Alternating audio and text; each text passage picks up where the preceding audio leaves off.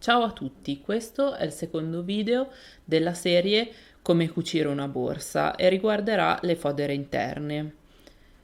Chi non avesse visto il primo video, che riguarda il guscio esterno della borsa, troverà il link qua in alto a destra e nell'info box sotto questo video. Ci saranno due fodere interne, ognuna arricchita con una tasca. Le fodere avranno le stesse misure della borsa esterna o poco meno in altezza e larghezza. Anch'esse avranno un fondo rettangolare, quindi per la profondità dovremo calcolare circa la metà di quella della borsa, nel mio caso 6 cm, quindi le fodere avranno una profondità di circa 3 cm. La fodera andrà infilata nel suo guscio così come è stata cucita. In questo modo i rovesci di guscio e fodera si troveranno in contatto e l'interno della borsa sarà perfettamente rifinito. Come prima cosa pensiamo alle tasche. Sulla prima fodera ho cucito una tasca tagliata.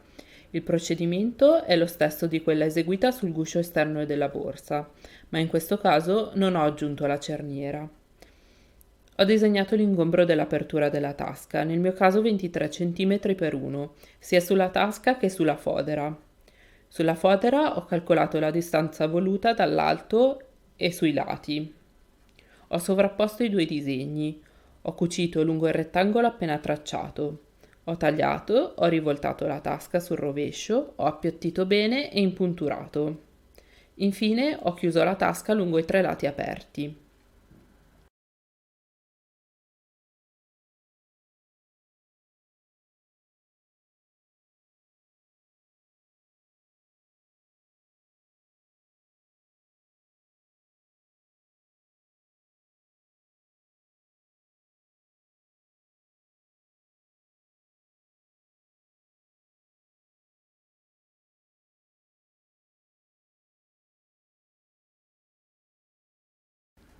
La seconda tasca sarà applicata alla seconda fodera. Ho utilizzato un rettangolo di stoffa doppiato, al quale ho fatto l'orlo in alto per fermare la stoffa. Poi ho applicato il fondo della tasca alla fodera, lasciando liberi il primo e l'ultimo centimetro e calcolando l'altezza desiderata.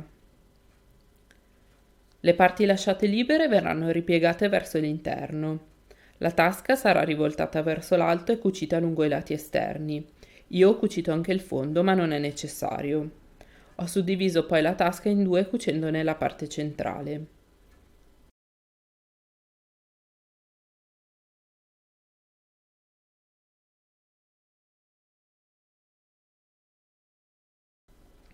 Le fodere verranno cucite lungo i lati nello stesso modo e poi verrà cucito il fondo rettangolare facendo combaciare la cucitura laterale con la piega del fondo e misurando 3 cm di profondità. A questo punto gli angoli che si sono creati dalla cucitura del fondo possono essere eliminati. Come ultima operazione ho scucito parte del lato di una fodera, dall'angolo in su, per chiudere la borsa dal rovescio e rivoltarla nascondendo all'interno tutte le cuciture e i margini non rifiniti.